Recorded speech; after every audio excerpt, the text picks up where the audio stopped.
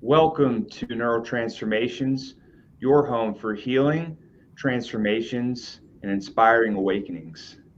Today, I have the pleasure to have Tenay Benes, who is a speaker, author, and influencer seeking to inspire others into healing by sharing her personal story of overcoming complex post traumatic stress disorder, also known as CPTSD.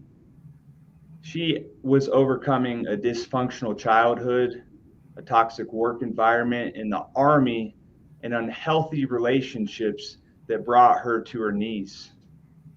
In 2014, when she was at the height of her PTSD experience, she was given a 70% service connected disability rating by the Department of Veteran Affairs.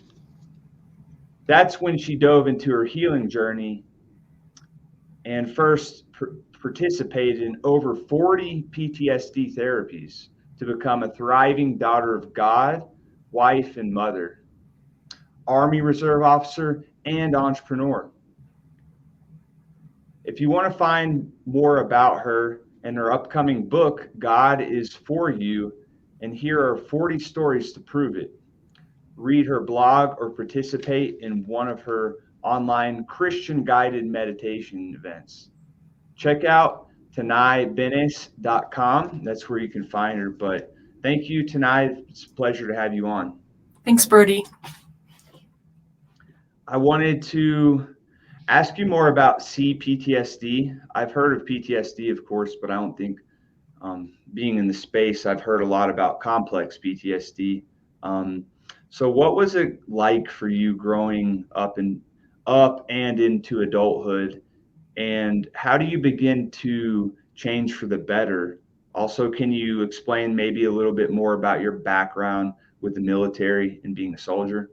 Sure. Thanks so much for having me today. So the difference between complex PTSD and PTSD is not recognized by the American Psychological Association, the APA, who's the organization that puts out the DSM diagnostics statistics manual that defines all of the psychological disorders.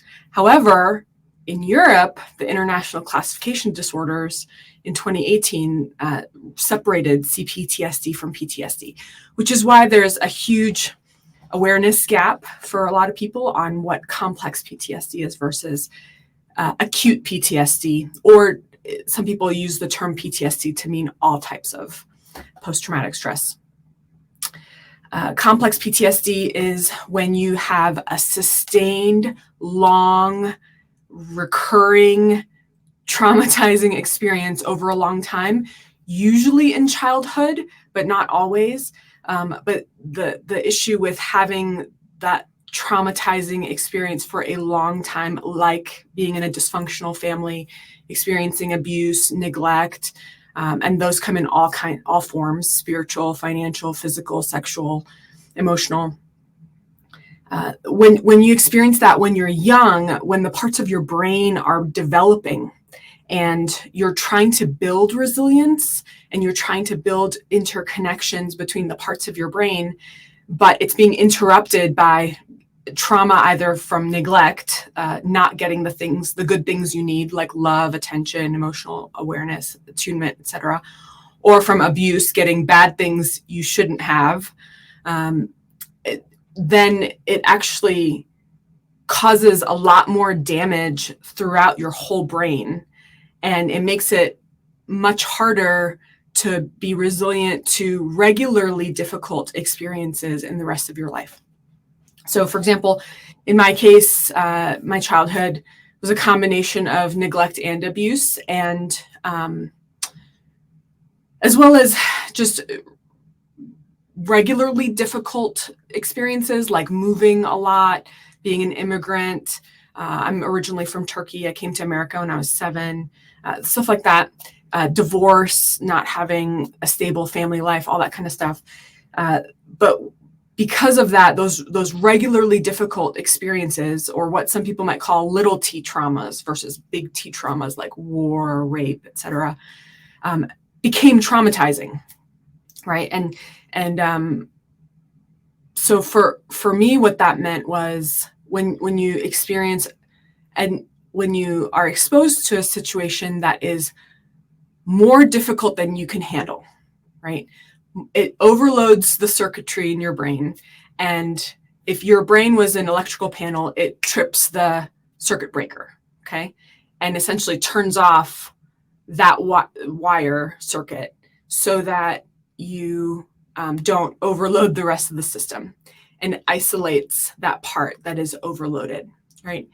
And when you do that over and over and over again as a child, then you learn how to flip the circuit breaker as an initial response to difficult things, as opposed to like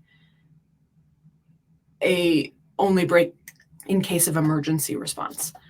So your parts of your brain get dissociated from the rest of your brain and isolate over and over and over again until your brain becomes this shattered,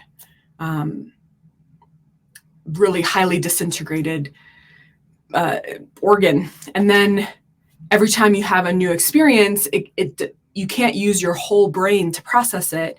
You can only use some parts that may be connected to each other, but not to the rest of you.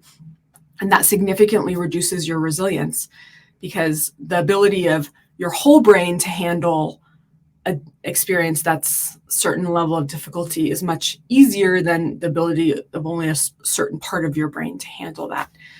So just in my background, growing up in a dysfunctional family,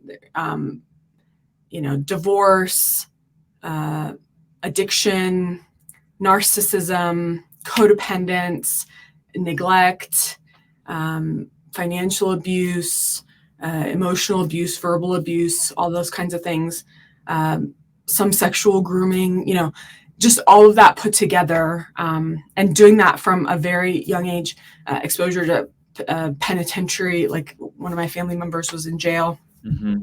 I then later lived with. And so all of that brought together just made my brain unable to be resilient to anything. And then, like, straight out of the statistics, I self-elected into a job where I was paid to manage chaos and uncertainty and traumatizing experiences, like the military, like law enforcement, emergency services, fire department. People who have complex post-traumatic stress disorder tend to self-elect into traumatizing positions because that's their normal. And I thought, here I was, like this unique situation. And then I read this one article in this magazine, and I was like, no, I'm just a statistic.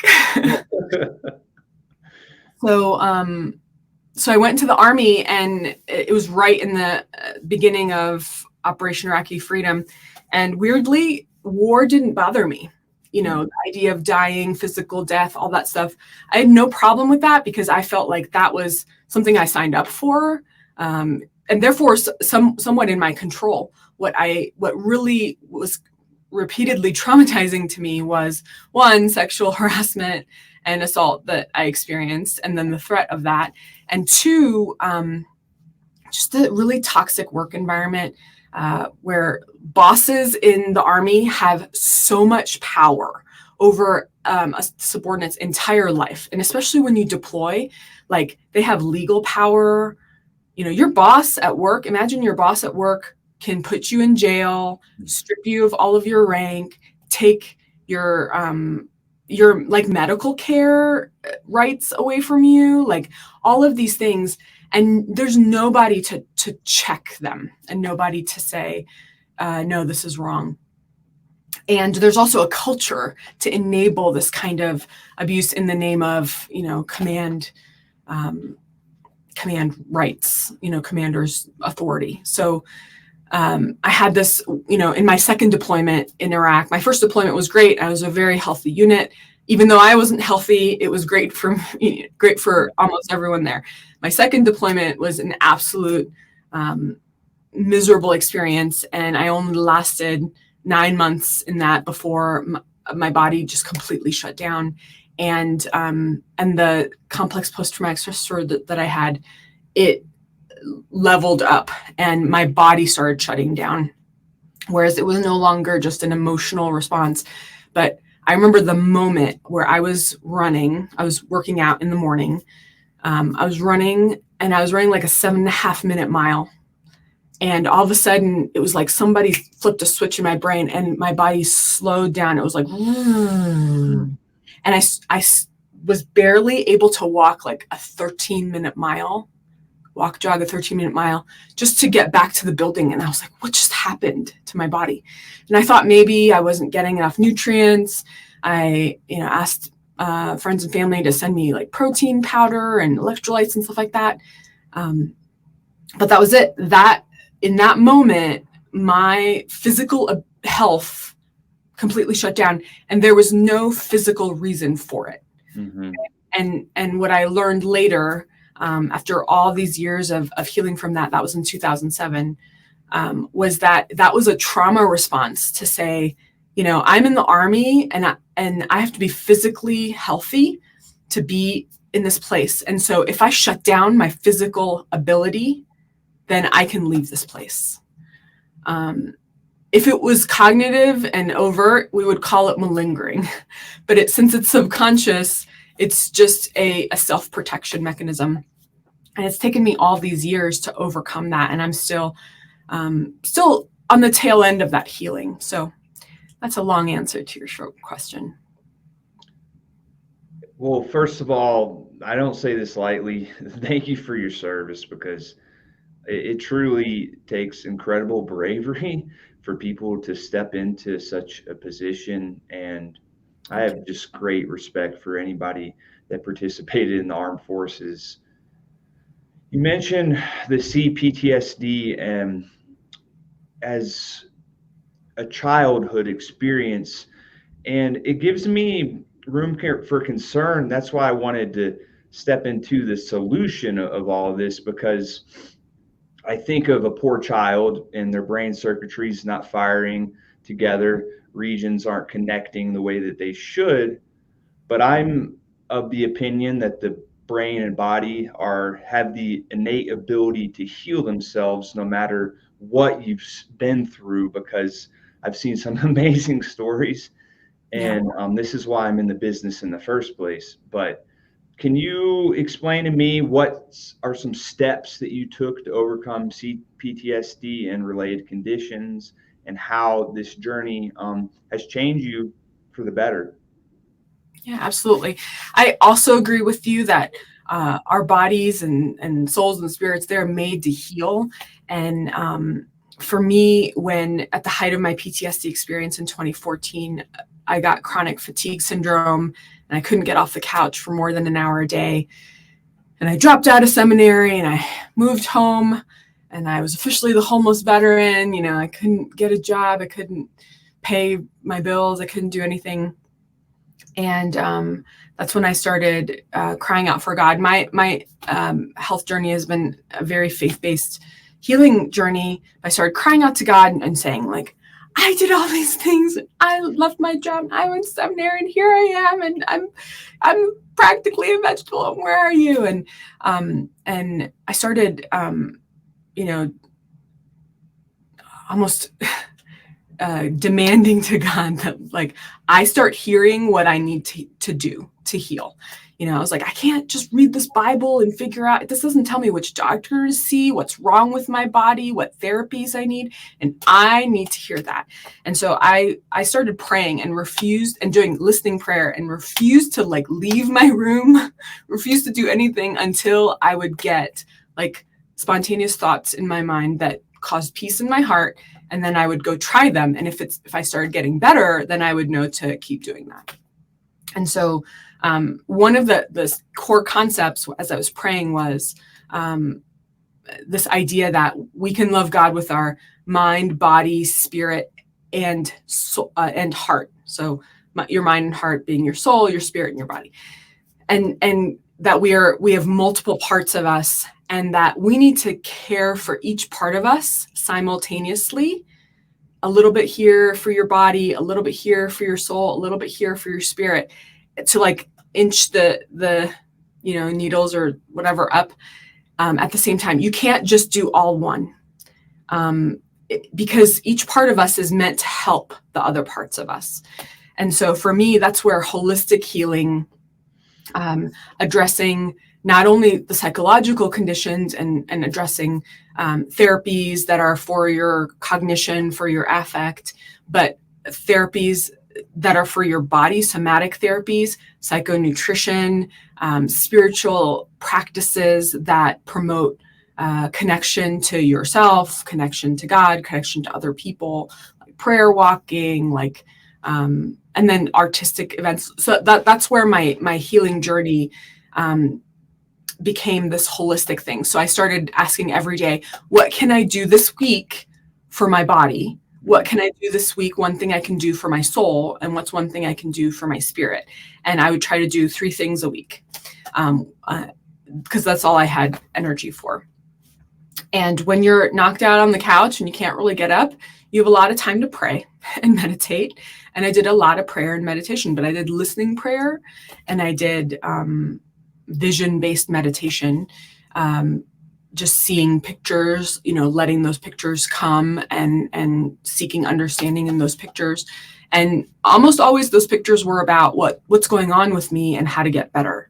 And so that was a before and after experience for me. I did not live my life that way before. And then as I started progressing, it became about doing one thing for my body, one thing for my soul, one thing for my spirit every 6 days and every 5 days and every 4 days, and just building up that practice. And that's something that we can teach our children, we can teach our friends. Self-care is not selfish. Mm-hmm. It's our job. We are our primary. We are the ones who are responsible for caring for ourselves first. And then other people can help us when there's something beyond our ability. So that was news for me. Yeah, you mentioned so many valid points. A lot of people have the common misconception that, or lack the patience because they're stuck in this sympathetic and fight or flight response, and they don't feel like anything's helping. But you do have to have a little bit of patience. And what I ask is, what advice would you give somebody who's struggling with CPTSD and can't seem to see the light at the end of the tunnel? And I was there in that state after brain surgery, and I too at certain points could not see the light, even though it was always there. But what would you give? What are some advice you would give? So I would say you have to, number one, you have to commit to healing whatever it takes. Whatever it takes. And that can include losing your job, losing your family, having your spouse walk out, having your kids turn away from you, losing your reputation, losing everything. You have to be willing to lose everything to gain your life, a real life, an authentic, healthy, whole life. In the case of brain surgery, it's one thing, and chances are you're not going to lose the relationships that you had before brain surgery after. But if you're trying to heal from a dysfunctional relationships, dysfunctional life, it's probably your whole life that is dysfunctional. And so you have to be willing to walk away from your whole life. And what I found is a lot of people who aren't able to heal are not willing to pay the cost of healing.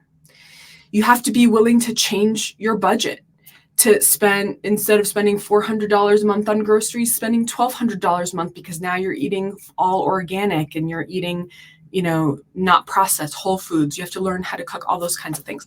And so counting the cost and making that commitment no matter what is the number one thing. The number two thing is do a survey of what your strengths are and start from your strengths.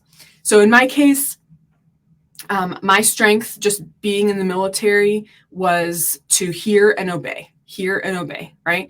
So that's why for me, praying, asking God, what's the next thing I need to do, and then doing it, was really easy. That's not easy for everyone. And so I don't tell people that, that's the route for everyone, because that's a strength that I built after, 10 years of receiving orders and executing them according to Uniform Code of Military Justice, and so, maybe your strength is cooking or learning a new skill, or maybe your strength is you have a really supportive family. And so you need to make a plan that invites your family into helping you. Maybe your strength is that you have a lot of money, and therefore you can find and pay for services that other people might not have access to because they're, a disabled veteran or whatever, right? So for me, I had to, map out my strengths and say, I can hear and obey, and I have a veteran connected disability status. And so I have access to a lot of veteran service organizations that a lot of other people don't. So I Googled, what are all the free veteran services I can have? And I went down the line and I started asking God, should I do this one? No. Should I do this one? Yes. Okay. Should I do this one? No. Should I do this one? Yes. And so I became open to trying anything I heard and obeyed that I had access to. And some of those I'd never heard of, like hyperbaric oxygen treatment or eye movement desensitization and reprogramming, that were like game changers for me. Yeah, you talk about the power of persistence and commitment. First of all, you have to be, and I can acknowledge that you have to be willing and open to change and lose a lot and be committed to that healing. And that kind of puts us into the next question I had for you, because honesty is so freaking important. And I appreciate you, number one, being honest to people that might be dealing with this. If we can't give them honesty, they don't have anything. And so just being able to tell people the truth about myself, like, has increased my self-respect like 100-fold. So why do you believe it's important? And this is maybe a little bit of a silly question, but why do you believe it is important for people to open up about their struggles and vulnerabilities, and how has that like impacted you? Because being honest about what you're struggling with is kind of where you start from. Yeah, absolutely. You can't get healing until you recognize that you're struggling, until you acknowledge it. And I remember a moment when I was talking to my therapist. She was my therapist for 2.5 years. She was fantastic. And she had told me at some point in my therapy that I was wearing a mask. Like, I kind of had a false self. I had this persona that I showed everyone else. And then secretly I, was dealing with my own perceptions of life and experiences and all that stuff. And so I was mad at her for saying that. And I was like, well, I'm going to show you. And it forced me to become self-aware of like, okay, am I saying or doing something in order to get a certain reaction out of someone else? That's essentially manipulation, right? And when you're living to manipulate, make sure to manage how everybody else perceives you. It's exhausting. And it also robs a lot of your brain resources that you could be using for healing or joy or anything, more life-giving, right? And so when over time, we started talking about this authenticity thing as an important aspect of healing. And I remember one day her saying, if you can be publicly vulnerable, you can heal the world. If you can learn how to be publicly vulnerable, you can heal the world. And this idea that we see, we're in a media just overloaded society, and there's all these images of ideas and seasons and people and whatnot, and they're all highly manicured. And so that is just a subliminal message, subconscious message to us that we need to be highly manicured. We need to copy the models that are presented before us. And so you have to, one, fight against that and say, I choose not to pursue that. And it has to be, again, a committed decision. And then to choose to show that I'm in the public realm, but I struggle too. And in fact, not only did I used to struggle, I still have struggles. Yesterday, I was with my husband, and we were having a date, and it triggered a sexual grooming trauma that I had. And despite having healed for 9 years from a lot of these, sometimes they still come up. And I had to stop and just start declaring to myself, I'm 42. It is 2023. I am not 15 anymore. I am with my husband. My husband is safe. My husband loves me. He protects me. And he said it to me, and I said it to me for about 30 minutes until I fell asleep. That was the end of my date, sadly. But, being able to say that publicly then allows other people to model our vulnerability and model our authenticity, because we are mimickers. That's the kind of animal that we are. Mm-hmm.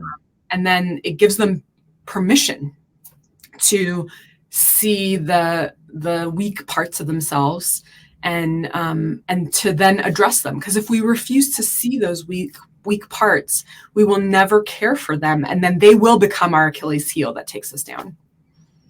Yeah, that's so true. And being vulnerable, I've thought about this just recently. I used to feel like sensitivity was my Achilles heel.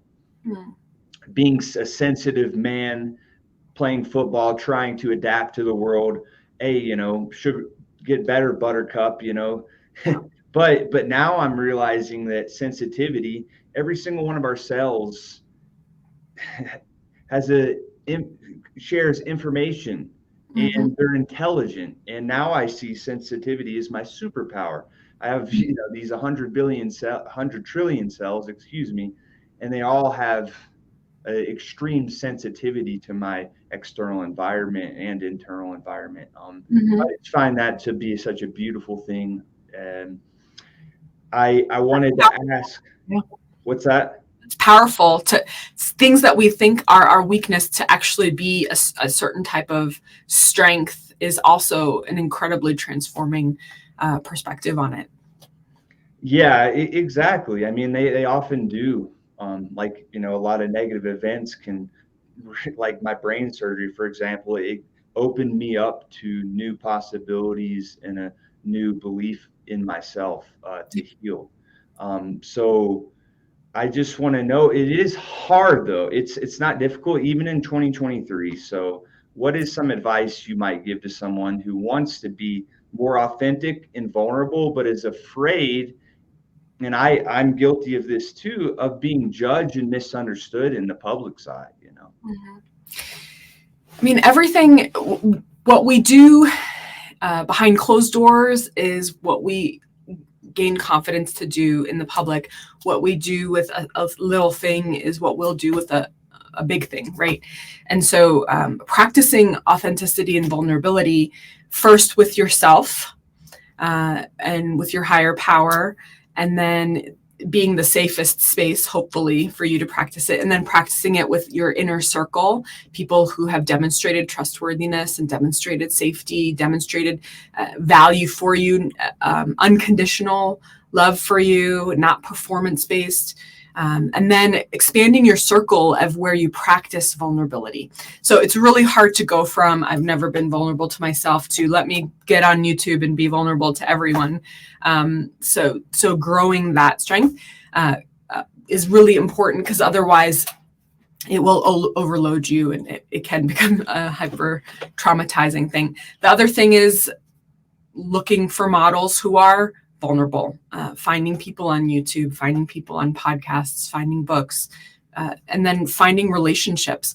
We become this average of the closest 5 people we spend the most time to. So find people who can demonstrate this quality in you and interact with them and learn from them and mimic to them. And as you do that, you'll start seeing that you get freedom from the chains of other people's expectations, molds, and expectations are actually it's a type of bondage. It prevents us from being who we need to be to change the world in the way that we're meant to change the world. Yeah, 100%. I would second that. It's baby steps in the right direction. We all have our uh, issues in life, and we better damn sure as a society start to become more vulnerable to our weaknesses, or we're kind of even headed for even tougher stuff. Last question I have for you is, what are some of the most rewarding experiences in your journey as an entrepreneur and motivational speaker and author, and what are your future goals, both personally and professionally, as you continue on? Well, the most rewarding is always to hear testimonies of how people were touched by either my praying for them, my sharing my testimony and my story of overcoming trauma, how it inspired them to pursue their own healing or help them break through a place where they were stuck in their healing. That's always the most amazing. And so that's why I went from ministering to people one-on-one. When I'd meet people would introduce me. I'd tell them my journey. I'd find out about where they're at. I'd encourage them to pursue healing this way, that way. I'd give them options, lists of therapies I've done for things, YouTube channels they could check out, etc. And now I recently elevated that to do it publicly for people I don't know and I haven't met personally. So my hope is to do that. I think trauma is affects 1 out of 3 to 1 out of 4 people globally. And complex trauma is probably like 1 out of 6 to 1 out of 8, but it might be more. I just don't know. This is all like my gut feeling just based on people I interact with. I have no statistics for this. But trauma, this dissociating of our brain and not being integrated and holistic in how we approach things, therefore not being able to mature, often handling a lot of, doing a lot of negative coping strategies, drives a lot of the conflict in our world and a lot of the wars and a lot of the, selfishness and resources and all those kinds of things. So my hope is that if I can help inspire people to overcome trauma, then it will naturally make fall away all of these other coping mechanisms and therefore reduce the level of conflict in the world. My goals as a motivational speaker is to speak to people who may be at high risk for having some sort of PTSD, veterans, foster care people, service providers to traumatize people for secondary trauma, military, fire, all that stuff. And then also sharing my story with the healthcare providers who serve them, and to say, we need to break out of these molds of, well, this is the way you are and there's nothing you can do and you just have a biochemical imbalance and here, take some pills. And I'm not against pills. They have their time and place, but they are not a cure. And as a person who was on pills of all sorts and shapes and sizes for 17 years until they literally were a huge factor of why my body and brain just shut down. I know that this message needs to get out. And then third, the government organizations and the companies and whatnot that fund and oversee those services and those people. So whether that's informing the military that probably 1/4 of their population that they're recruiting already has PTSD. And so should there be some pre-rehab before they go into traumatizing experiences in the Army, right? Should we address some of those things by, screening them with the Kaiser Permanente adverse childhood experiences checklist, for example, and saying, oh, if you have 3 or more of these 10 adverse childhood experiences, chances are you have some version of trauma. So let's give you some prehab, but so that we don't break you worse inadvertently. and we can keep you in longer and increase your quality of life. So things like that. My book is coming out. It's 40 God stories of when I've prayed for people on the street and seen God's love touch them, sometimes physically healed, sometimes emotionally, and just how there is no single demographic that God goes after. He reaches everyone. You're a believer, not believer, you're gay, straight, black, white, male, female, it doesn't matter. And just sharing God's heart for all people everywhere, and how he is no respecter of persons, in terms of no respecter of demographics, right? And just trying to inspire people that God is for you. If you need help, if you need spiritual help and you want healing, you can get it. And then influencer, sharing the services, organizations, products that support healing, like my almond cow that helps me make almond milk at home so that I don't have to eat preservatives, because preservatives can really gunk up your body chemistry when you're trying to heal your brain, right? Stuff like that. Thank you. Beautiful message. There's one affirmation that I can say for this entire interview is just courage. Thank you for your courage. Thank you for your vulnerability. Thank you for sharing, being willing to share, and willing to share your power. And we appreciate you. Thanks to you all so much for listening, and take care. Have a great day. Thanks, Brody. Bye. Thanks.